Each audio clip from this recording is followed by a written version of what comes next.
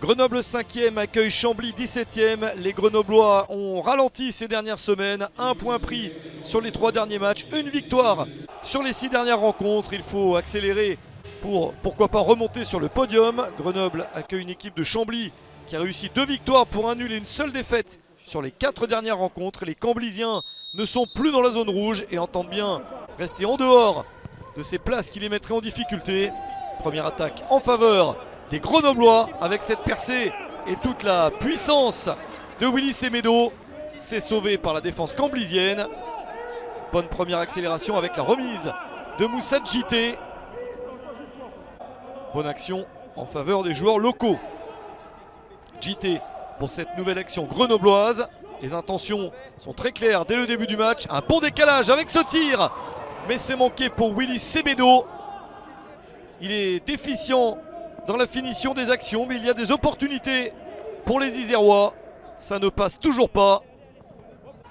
Bruno Louzy s'inquiète, son équipe a eu du mal à sortir de sa moitié de terrain, mais Chambly réagit enfin avec la balle sur le côté pour Shaquille Delos. Ça termine directement dans les gants du gardien et capitaine de Grenoble, Brice Maubleu. Chambly est assez peu dangereux dans ce match. Grenoble a eu les meilleures opportunités, mais il y a un score de 0-0 à la mi-temps.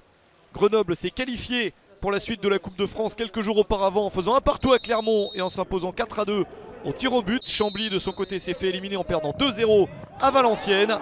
Grenoble marque enfin à la 67e minute. Superbe coup franc de Yorick Ravet, un joueur qui a été blessé pendant un moment mais qui revient bien.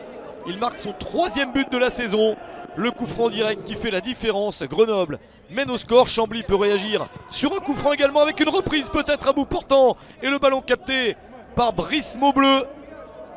Petite confusion dans la surface de réparation et ça aurait pu passer. Encore une chance pour Chambly avec une remise de la tête.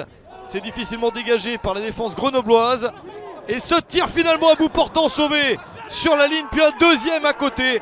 Incroyable double occasion pour les Camblisiens, mais ça ne veut pas sourire. Et Grenoble s'arrache pour tenir le score de 1-0, notamment cette incroyable opportunité pour le nouvel entrant Lassana Doucouré.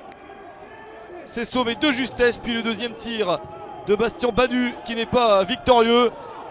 Relance complètement ratée pour Chambly, ballon récupéré par Grenoble et le ballon offert par Michel à Achille Anani. 2-0 à la 90e minute.